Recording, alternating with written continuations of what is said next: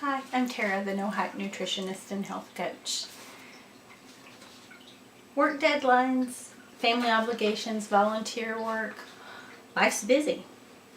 While it may seem that having a diet that involves a list of foods or meal plans can simplify the question of what to eat, in many ways it actually complicates the question, especially if you have to prepare a second meal for other members of your family, or if you're a person that socializes a great deal.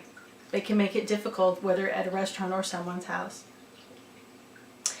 So the concept of ditching the diets, which is a principle of mindful eating, very often this gives the impression that anything goes. In fact, even among registered dietitians, there's this fear that if I tell people they can eat whatever they want, they'll just eat whatever they want. And while there is a partial truth to this, this idea that we don't restrict foods, there's a reason behind it. Anytime you put a food off limits, we've essentially given this food a forbidden fruit status. And it's just human nature to want that food that much more. And there are people that they can deny themselves, and they can really do it for a very long time, but that is not most people. And it's not a question of willpower, it's just human nature. Even as a registered dietitian, and certainly as a health coach, I do not encourage restricting any food, or likewise I don't encourage eating from a meal plan or a list in the absence of a medical need to do so. The method that I teach I like to call you being the boss of you. So one of the concepts with mindful eating is a centering or stilling of the mind before eating. Okay, so this serves two purposes. Sitting down and stilling your mind encourages body trust, and it lets your body know that your body will be fed and nourished.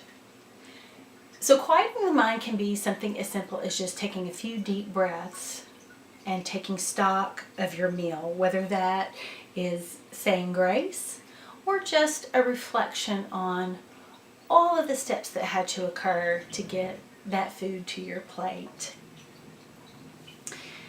Some things I like to reflect on are the preparation of the soil, the growing of the food, the tending of that crop, the harvest, the transportation, me going to the store and selecting that food, bringing it home and lovingly preparing it for myself.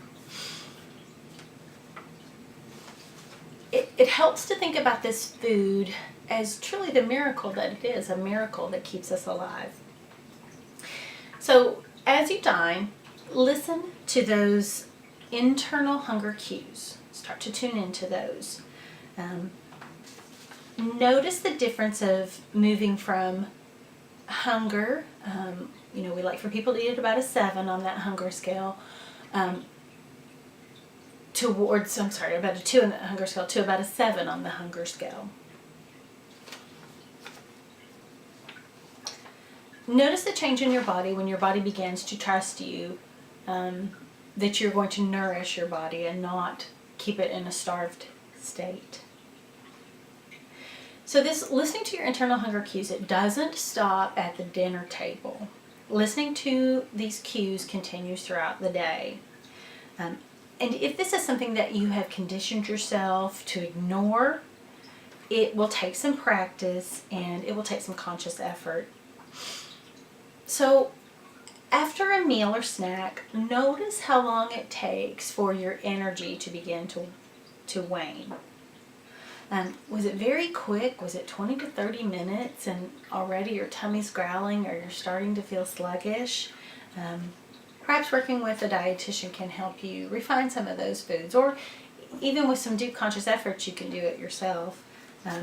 Did you notice maybe you had a little sour stomach, or your tummy was very, very grumbly? Perhaps that food didn't appear to you, didn't agree with you. Were you energetic for hours? Then you did a good job.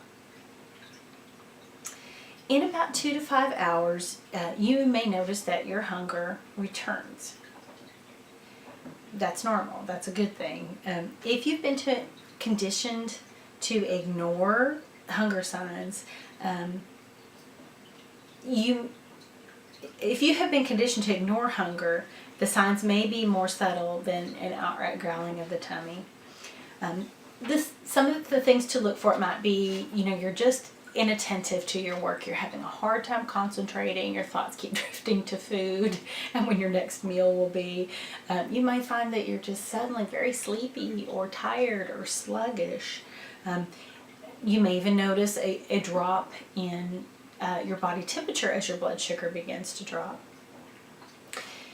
When you notice these signs, also try to tune into what your belly feels like. Okay, try to really notice if there is a grumbling or an emptiness or a gnawing there.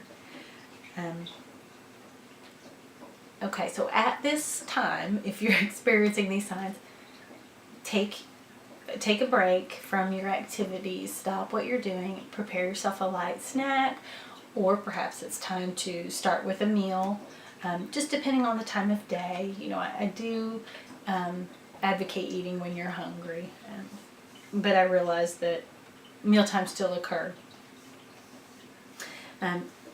If you're very busy, or as I mentioned before, if you have, or you are in a line of work that does not always allow for regular breaks, I just want to encourage you to take that time. You are worth it, and your health is worth it.